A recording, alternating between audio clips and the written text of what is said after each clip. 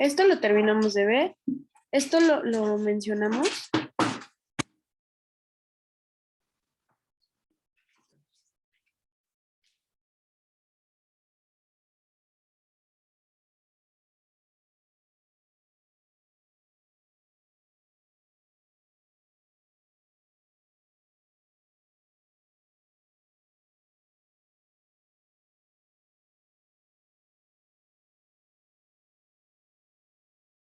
Ya que me acuerden, no.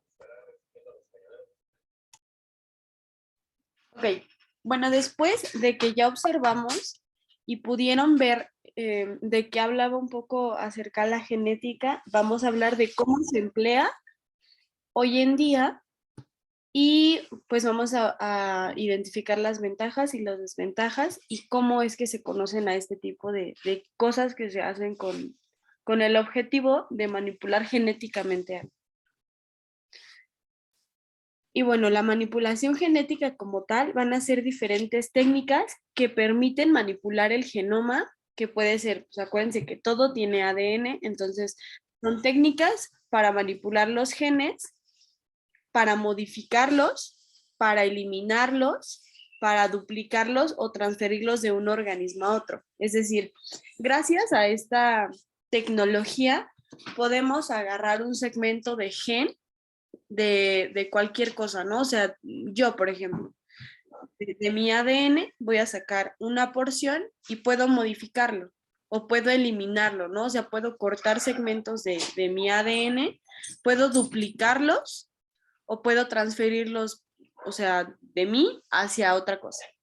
Pero pues claramente esto no va a funcionar si, por ejemplo, yo quiero cortar un segmento de mi ADN y ponérmelo a mí misma, así no funciona. Tiene que ser de un organismo a otro. No puede llevarse a cabo esta manipulación genética de manera individual o personal, ¿ok?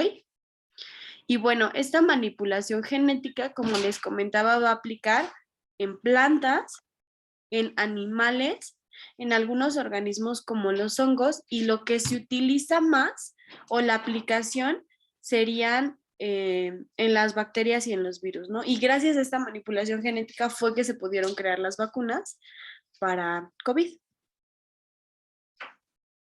Vamos a tener tres características principales que van a distinguir la manipulación genética en la investigación científica. Y bueno, estas van a ser las siguientes.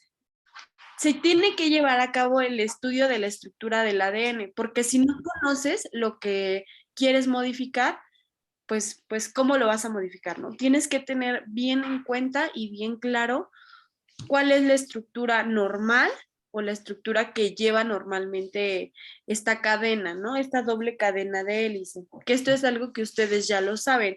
Ya saben que está formada por dos cadenas y que esa cadena tiene proteínas que serían, pues, los componentes principales, ¿no? Nuestro ADN está formado por una doble cadena, como lo habíamos visto. Ay, creo que no les puse la imagen. Aquí está, ¿no? Sería la doble cadena. Esta estructura de la forma de la cadena lo dan las azúcares, que sería la desoxirribosa o la ribosa, que eso sí era algo que ya habíamos visto. Y los peldaños, ¿se acuerdan a qué proteínas correspondían? A las bases nitrogenadas que les había comentado, que iban en este orden. ¿Los peldaños? Ajá. Estos de aquí, ¿se acuerdan qué eran? Les puse una imagen.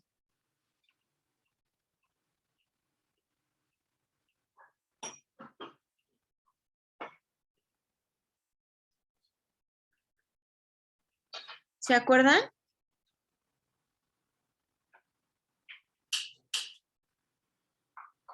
No, maestra, yo no los entendí muy bien.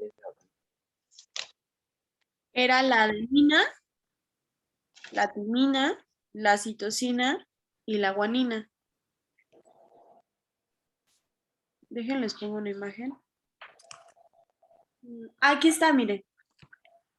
Aquí está, se las puse.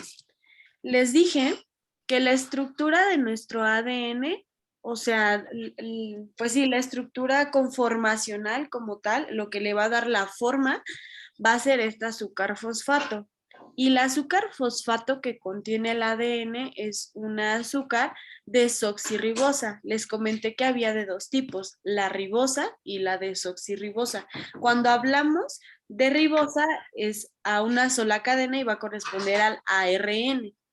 Y cuando hablamos de desoxirribosa va a ser una doble cadena.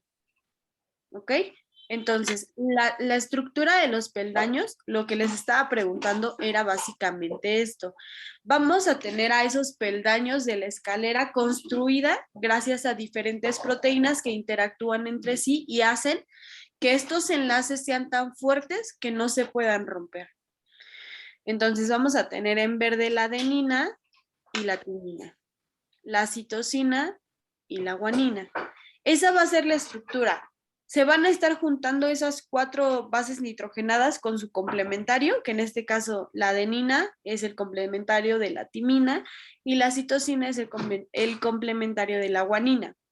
Esa va a ser la secuencia que van a llevar a cabo durante toda la cadena. Aunque la cadena sea larguísima, esta va a ser la secuencia que van a llevar. Entonces, cuando hablamos nosotros de modificaciones o de manipulaciones genéticas, se va a agarrar un segmento de este ADN y se va a trabajar estudiando esta parte. Se toma esta parte, dices, bueno, yo ya la estudié, la voy a cortar y se la voy a poner a otra cosa para que funcione de manera diferente. ¿Cuál es el objetivo de que funcione de manera diferente? Mejorar. Siempre el objetivo de las mutaciones va a ser mejorar, pero pues cuando no se llevan a cabo con una persona que tenga los conocimientos adecuados, lo que pasa es que se mutan y se hacen mutaciones. Lo que pasó con el SARS-CoV-2 fue eso. Estaban trabajando con ese tipo de virus, no se manipuló correctamente el virus y mutó. ¿Ok? Por eso es la importancia de que conozcan la razón de esto. Entonces, ya sabemos y ya conocemos la estructura del ADN. Y esta va a ser la misma para cualquier organismo, es decir, una planta, un animal, nosotros, vamos a tener esa estructura de ADN, porque no existe algo diferente. Esto es lo que va a existir en todos. Tenemos que identificar la información contenida directamente en los cromosomas. ¿Se acuerdan cuáles eran los cromosomas? X y Y, ¿no? Los de nosotros sí, pero si te pregunto qué es un cromosoma.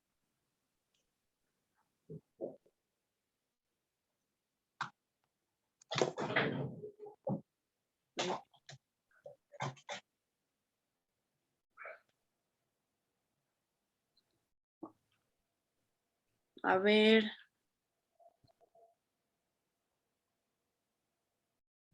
A ver, Es Sofía. que los filamentos que se hallan dentro del núcleo de una célula ¿cómo? Eucariota. Ok. Sí, básicamente, acuérdense que la cadena del ADN en el núcleo de cualquier célula se encuentra dispersa, ¿no? Pero cuando se tiene que llevar a cabo una división o reproducción de cada célula, se tiene que hacer esa cadena enorme, se tiene que compactar y básicamente esa cadena enorme se compacta en un cromosoma, ¿ok? Entonces, el cromosoma es igual a todo nuestro ADN, pero compactado y ya traducido en esto específico, ¿no? Un cromosoma va a tener brazos cortos y va a tener brazos largos. Acá hay una imagen más bonita. Aquí está, miren. En el núcleo van a estar así. El ADN normalmente, déjenles borro eso porque no se ve bien. Ahí está. Se va a encontrar así todo disperso, todo hecho bolas nuestro ADN. ¿Y qué es lo que queremos? Que en vez de que esté así todo enredado, se compacte para poder guardarlo de una manera más adecuada. Y que no, o sea, toda esta cadena enorme de ADN no se combine con otras cosas, ¿no? Tiene que ser 100% pura. Entonces, nuestro ADN, nuestra cadena enorme, se va a compactar directamente en un cromosoma. Y ya el cromosoma pues va a corresponderse a lo que vamos a encontrar en cada núcleo de la célula. ¿Ok? Acuérdense de esto. Tiene brazos cortos, todos van a tener esta estructura. Tiene brazos cortos y tiene brazos largos. Lo que está al centro, ¿cómo se llama? Núcleo. No, adentro del cromosoma, en el centro del cromosoma. Este es un brazo corto.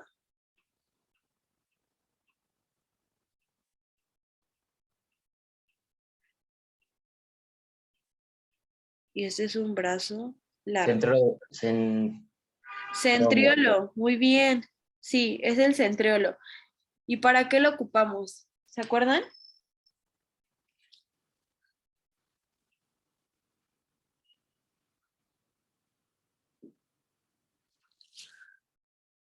Esto es importante.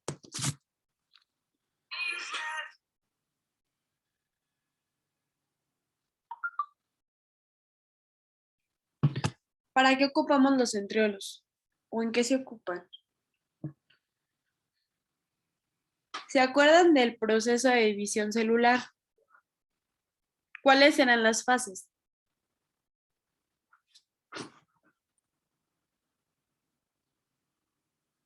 De la mitosis, hablemos de mitosis.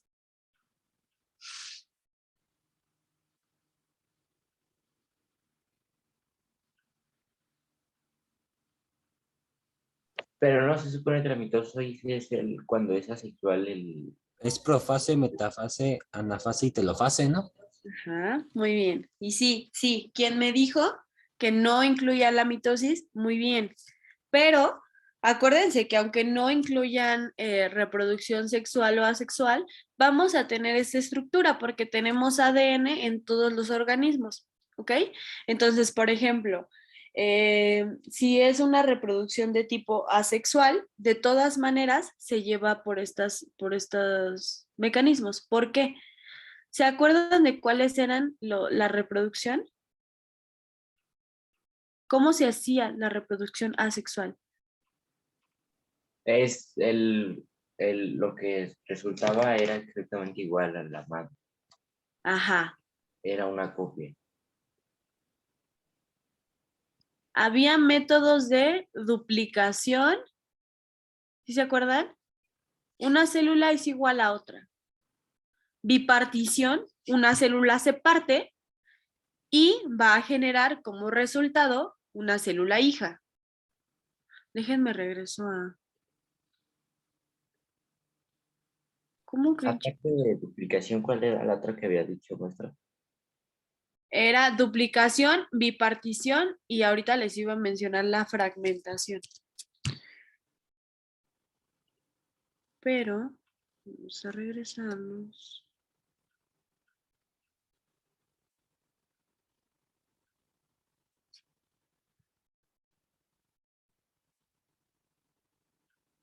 Vean ya hasta dónde vamos y de dónde tienen dudas. No pasa nada, pero está bien que lo comentemos. Ok, aquí están.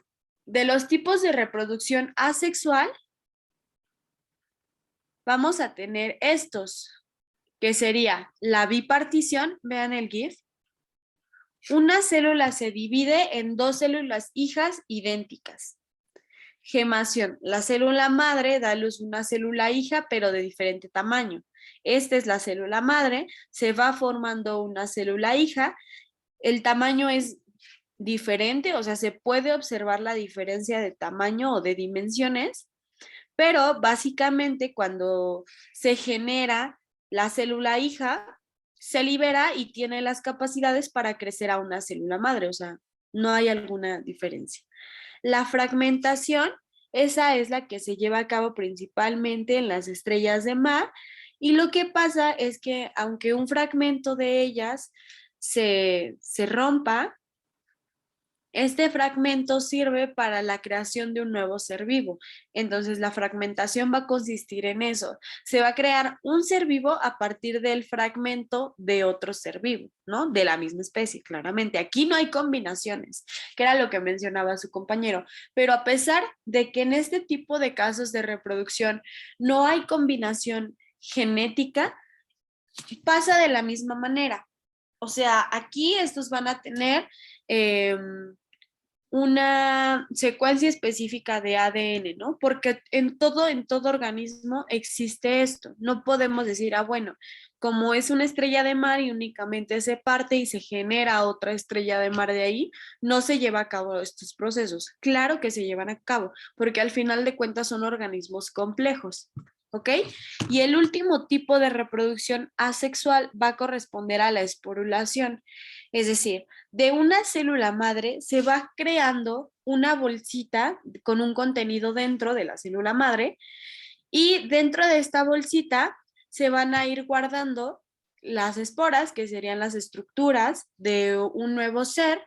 Se van guardando, y cuando cumple esa función de guardarse, de llenarse la bolsita, la célula madre los empieza a liberar poco a poco.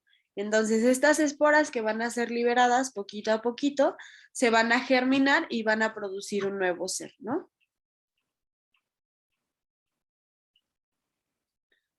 Todas tienen que llevar a cabo este proceso, ¿ok? Y aquí acuérdense de que para llevarse a cabo el ciclo celular tiene que ser en organismos unicelulares, es decir, un poco menos complejos, pero al final de cuentas se lleva a cabo porque hay material genético, que era lo que mencionábamos, y el resultado van a ser células genéticamente iguales. Y ahora sí, entonces la mitosis va a corresponder a estas células que no requieren de tanto: la profase, la metafase, la anafase y la telofase.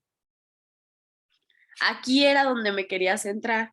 ¿Por qué nos regresamos tanto? Porque no me terminaron de decir para qué ocupábamos los centriolos. Entonces, aquí ya tienen la imagen, ya tienen los cromosomas, ¿no? Ya los identificaron.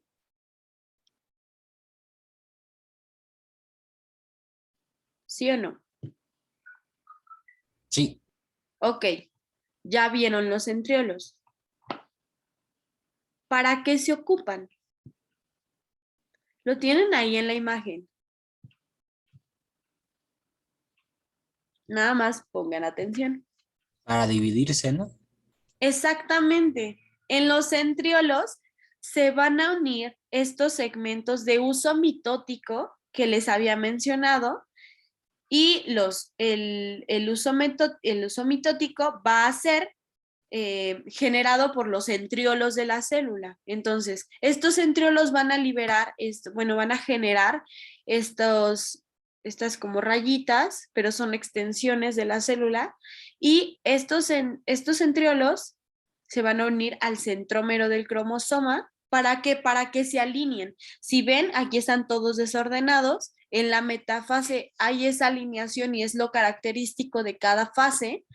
Entonces, se genera el uso mitótico, se une al centrómero específico de cada cromosoma, y gracias a esta secuencia de que se llevan a cabo en este orden, un uso mitótico con un centrómero, en la anafase se pueden ir hacia los polos de la célula para que tengan la misma cantidad. Es decir, si este va a corresponder a este y este de acá arriba a este, acuérdense que en la mitosis es genéticamente igual. Entonces se van a separar. De este cromosoma yo voy a tener una parte arriba y una parte abajo, que es lo que vamos a observar aquí.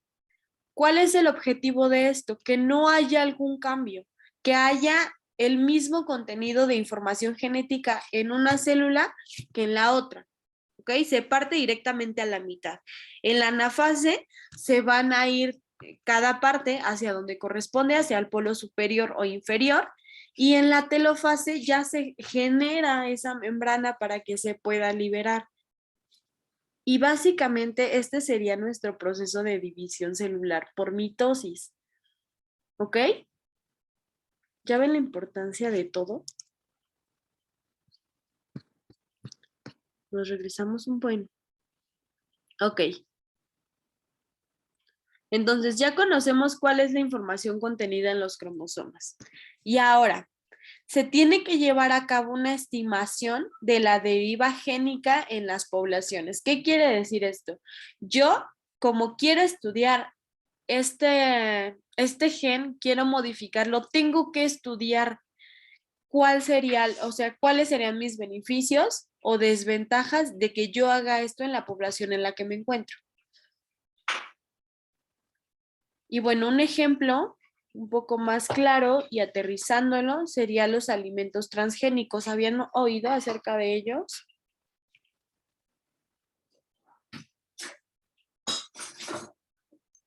Yo sí.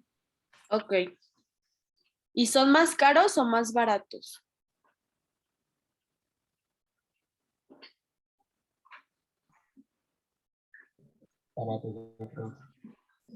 ¿Mandé?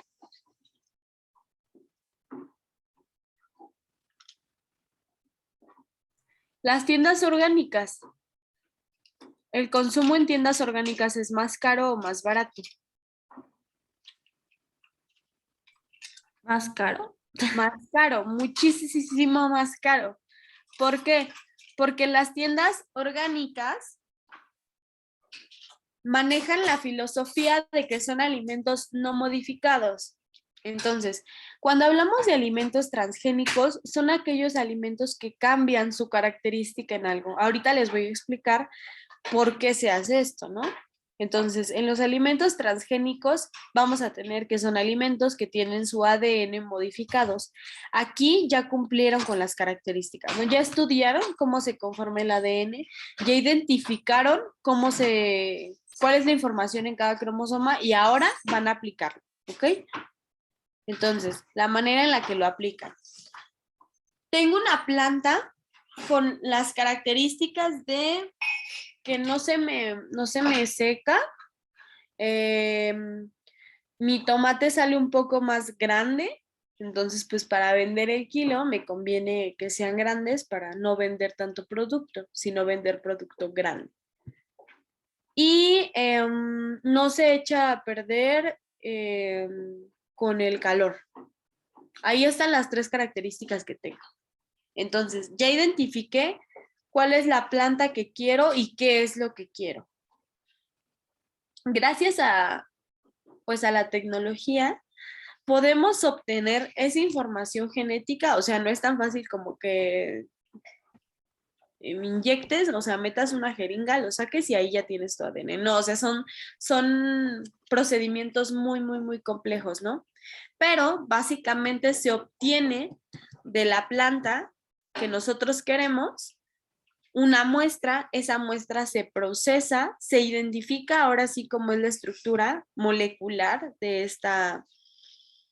este organismo que a mí me interesa, obtengo ya el gen de rasgo deseado y este gen que yo quiero lo inserto en otro organismo, porque básicamente así es la filosofía y la forma en la que se llevan este tipo de mutaciones. Entonces, agarro mi segmento, lo meto en un nuevo organismo y espero a que empiece a funcionar, ¿ok? Esto es lo que pasa también, por ejemplo, con la carne, y bueno, el objetivo de todo esto fue, hablando de la carne, que, o sea, la producción rebasaba el hecho de cubrir las necesidades, ¿no? Y eso siempre ha sido. Tal vez antes se vendía carne, pero con una frecuencia en la que todavía se podía subsistir con que los animales comieran de manera normal, de manera natural. Y hoy en día ya no es así, ya somos tanta población que no se puede satisfacer las necesidades de todos. ¿Por qué? Porque hablando de frutas y verduras, todas tienen una temporada. No, pues ahora mango hay todo el año, ¿no?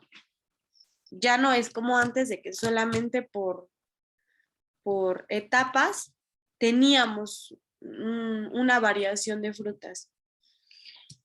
Hablando de los animales, ya no se puede llevar a cabo la administración completa de alimentos de animales que no consuman alimentos transgénicos. Entonces, lo que hacen es darles de comer este tipo de alimentos a los animales. ¿Para qué? Para que crezcan de una manera rápida y en volumen sean grandes.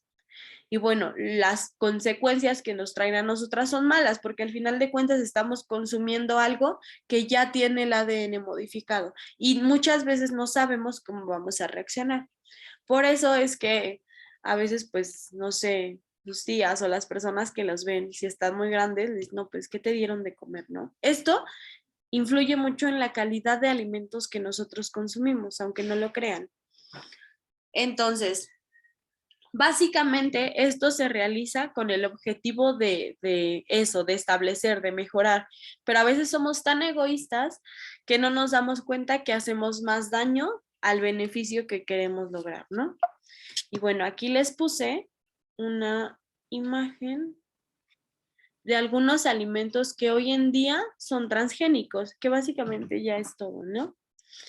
La papa, el jitomate, el arroz, la manzana, los plátanos, el elote, algunos tipos de pescado, el algodón, las plantas como los girasoles, la uva, la naranja, la soya, moras azules, el trigo, el pan, el café, la leche, ya todo es modificado.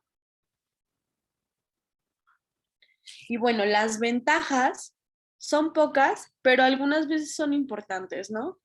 Las ventajas es que vamos a desarrollar algunos alimentos con características específicas y en algunos casos puede ser que nuestra creación de ese nuevo alimento sea superior al alimento que ya teníamos, ¿no?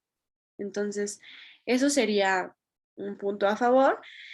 Otra ventaja sería que aumentan los niveles de productividad y eficiencia de la producción de alimentos. Era lo que les comentaba, ¿no? Si una fresa antes se tardaba en crecer 3 meses, ahorita ya puede crecer esa misma cantidad de fresas en una semana. Entonces aumenta los niveles de productividad y aquí se empiezan a cumplir las necesidades de nosotros. Otra ventaja es que se pueden crear alimentos que tengan más vitaminas incluso de las vitaminas que ya tenían, ¿no? Entonces pueden ser nutrientes nuevos y eso mejoraría mucho el alimento. Y bueno, ahora ustedes coméntenme cuáles serían las desventajas.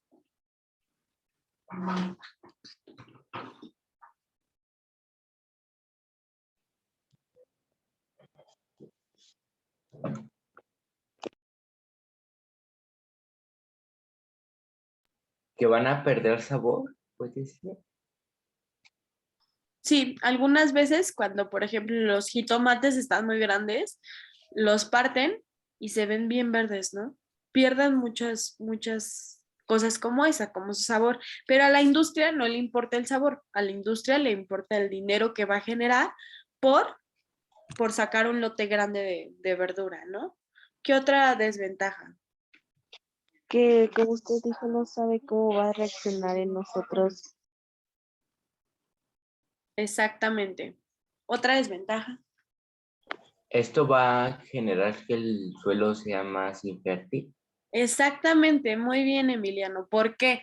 Porque el hecho de colocar tantos fertilizantes y tantos químicos y tanto de todo lo que le ponen, hacen que el suelo pierda su fertilidad y a veces es muy difícil que se pueda llevar a cabo de una manera adecuada la siembra, ¿no? ¿Por qué? Porque todos esos, como ya están muy modificados, ya están muy trabajados, dejan de producirse en esos lotes y se tiene que buscar un nuevo lugar para que se lleve a cabo, ¿no? Muy bien.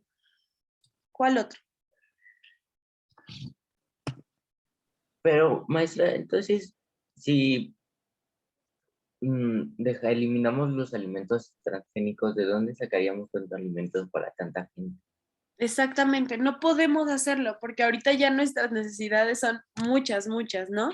no se pueden eliminar, pero se puede trabajar con este tipo de alimentos de una mejor calidad y es lo que se va a buscar hoy en día. Ya no se busca que se eliminen, porque no se cubrirán las necesidades básicas de la población. Entonces, lo que se está buscando es que se siga generando este tipo de alimentos, pero con características que no hagan tanto daño ni al suelo ni a nosotros, ¿no?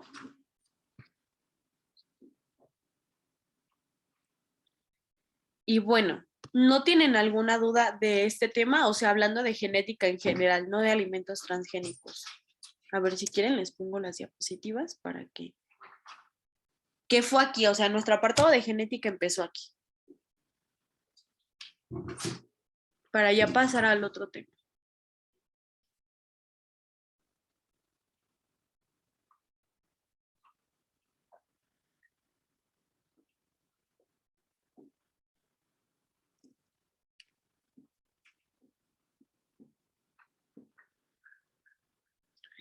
Se ve poquito, pero ya es un buen de cosas, ¿no?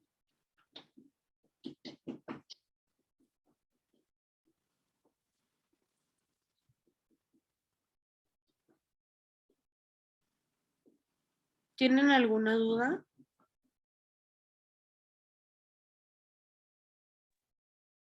En el momento no me sé.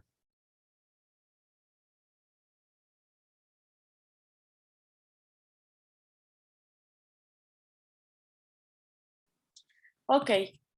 Bueno, entonces vamos a empezar a hablar acerca de los ciclos biogeoquímicos. Esto es muy importante porque esto va a venir en su examen. Vamos a ver los básicos, ¿no? Los que sí o sí tienen que venir. Y bueno, un ciclo es una serie de fenómenos que atraviesan diversas etapas y que el objetivo de este es regresar hacia el estado inicial, ¿no? Esta serie de fenómenos pasan por diferentes etapas y tienen que cumplirse sí o sí, porque si no se altera el ciclo. Vamos a tener diversos ciclos biogeoquímicos de acuerdo a... Sí, claro.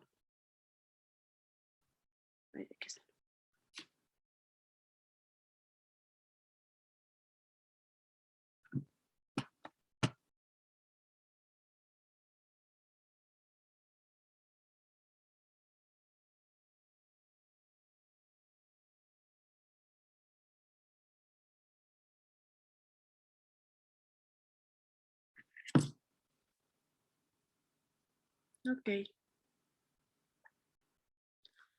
Acá, ajá, como les comentaba, ¿no? Van a ser de acuerdo a la manera en la que se van a llevar a cabo. Puede ser que se lleven a cabo directamente en la atmósfera, que sean mixtos o que sean sedimentarios. Vamos a empezar con el ciclo de carbono. Y este va a corresponder a un ciclo de tipo biogeoquímico, como les había comentado, y en el ciclo del carbono se lleva a cabo un intercambio de carbono entre los diversos organismos de la Tierra. Entonces, vamos a recordar que tenemos diferentes capas en nuestra atmósfera: la biosfera, la litosfera, la hidrosfera y lo que corresponde como tal en la atmósfera. No sé si esto ya lo hayan comentado en geografía. ¿Cómo van en geografía? ¿O a qué corresponde cada una? La biosfera, la litosfera, la hidrosfera y la atmósfera.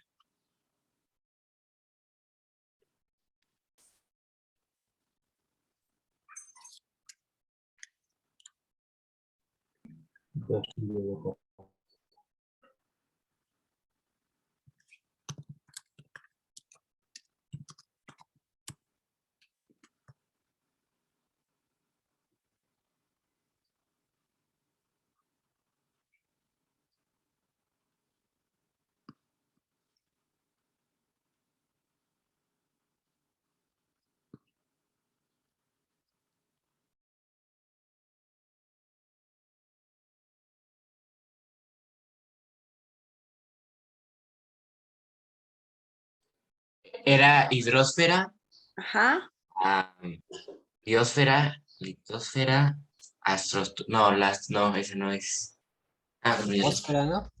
La atmósfera, exactamente. Son las 4 capas de la Tierra. Entonces, la atmósfera va a englobar todo, ¿no? La litosfera va a corresponder a aquellas capas que se encuentran en la Tierra. La hidrosfera, su nombre lo dice, el agua, y la biosfera va a ser lo que engloba todo el aire, ¿no? En la biosfera es donde se encuentra el oxígeno. ¿Ok? Entonces, básicamente, estas son nuestras 4 capas de la Tierra. Entonces, lo que se va a llevar a cabo en este ciclo es lo siguiente, ¿no? Vamos a obtener el dióxido de carbono como desecho de la respiración. ¿Se acuerdan que les dije que las plantas no nos dan su oxígeno porque quieran y ya? El objetivo de que las plantas liberen el oxígeno es porque para ellos es desecho.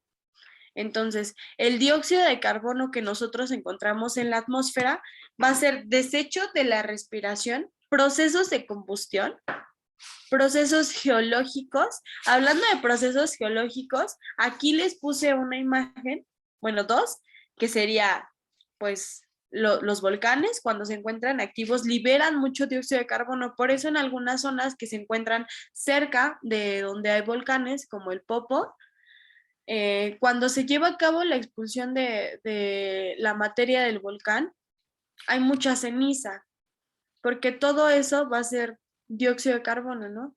Se va a liberar mucho dióxido de carbono cuando se lleven a cabo estos procesos. Y otro proceso geológico sería, pues hoy en día, la manera en la que se está llevando a cabo el calentamiento global, ¿no? Entonces, también de este tipo de ciclos se obtiene mucho dióxido de carbono y como tal la emisión de gases, ¿no? Todo esto sumándole toda la contaminación que nosotros generamos. Básicamente, en el ciclo de carbono, vamos a tener que la luz solar les va a ayudar a las plantas a que se lleve a cabo la fotosíntesis. Esta fotosíntesis va a generar que cuando ya los organismos se descomponen, se liberan diversas moléculas de oxígeno, se atrapan por nosotros y bueno, un desecho como tal de las plantas serían que cuando se empiezan a descomponer se transforman en carbono orgánico. Entonces, este carbono orgánico va a afectar directamente a qué capa de la Tierra, a la litosfera, ¿no? Se va a mantener aquí una concentración importante de carbón y bueno, este carbón va a ser producido por organismos muertos y productos de desecho, como les había comentado. Van a funcionar como fósiles y combustible de fósiles, porque hoy en día se puede obtener el combustible de esa manera, ¿no? Y bueno, esto va a afectar directamente a nuestra capa de la litosfera. ¿Por qué? Porque se empiezan a acumular aquí muchos productos de desecho, como los fósiles y más toda la basura que estamos generando, ¿no? Esto provoca que se lleve a cabo el levantamiento del océano. Por eso era importante que identificáramos las capas de la Tierra, porque aquí ya estaría afectando también a la hidrosfera. Entonces, todos estos productos que se encuentran como organismos muertos y de desechos se empiezan a descomponer y van a ir liberando este carbono. Y bueno, aquí también pues nos va a afectar mucho las fábricas. ¿Por qué? Bueno, porque van a emitir mucho carbono y ese carbono se va a encontrar disperso en la biosfera, ¿no? En lo que respiran los animales, en lo que respiran las plantas y en lo que básicamente respiramos nosotros. Esto sería nuestro ciclo del carbono, ¿ok? Nada más son los procesos que se llevan a cabo para obtenerse este carbono, que sería los organismos de descomposición, como les comentaba, desechos de las respiraciones, emisiones de gases y emisiones de vehículos y de fábricas. A eso corresponde nuestro ciclo del carbono. ¿Tienen alguna duda de este?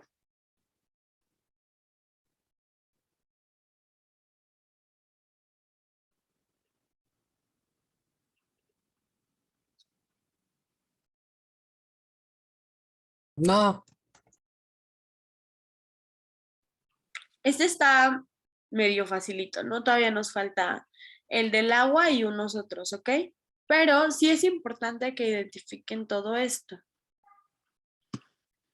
Ya habíamos hablado de conceptos como ecosistema, bioma y todo eso. Necesito que los repasen para retomarlo, ¿no? O sea, sí están estudiando, pero necesito que estudien más, porque todo, si lo van juntando, o sea, si van sumando los conocimientos de las clases anteriores, ya va a ser más fácil que le entiendan a cosas un poco más complejas y se lo aprenden y ya no van a tener necesidad de estarlo repase y repase. Sí, Camila, al rato la subo. Otra cosa, no sé si ya hayan checado sus temarios. Según yo ya les dieron las guías para los que van a UNAM y para los que van a Poli. Básicamente el contenido es el mismo, pero la manera de estructurar las preguntas es diferente. Tómense la tarea de en el transcurso de la semana, conteste la parte de biología. Para mí es importante que ustedes vean cómo viene más o menos y en base a sus guías, si tienen alguna duda, le ponen un asterisco, una notita y lo comentamos en la clase, ¿ok? Porque muchas veces las preguntas de las guías son las que vienen en el examen, ¿no? Hablando de Comipems, de una no es tan común, a veces viene un poco más relajado el de la UNAM. Entonces, tómense el tiempo de hacer eso y la siguiente clase lo comentamos, como ven.